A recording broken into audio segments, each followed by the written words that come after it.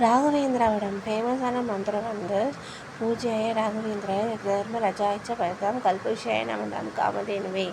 இந்த மந்திரத்தில் கல்பவருஷம்ன்ற மரமும் காமதேனுன்ற பசு ரெண்டுமே ஒரே மாதிரி தான்.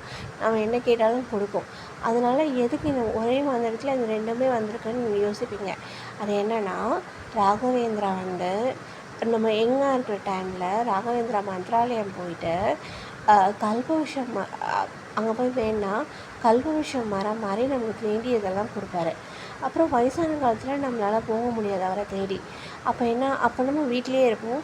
அப்போது காமதேனு மாதிரி நம்மளை வீடு தேடி வந்து நமக்கு கேட்டதெல்லாம் கொடுப்பாரு. ஸோ இதுதான் பூஜ்யாய ராகவேந்திராய தர்மராஜாய பரதாம் கல்பவிஷயாய நமதாம் காமதேனுவே.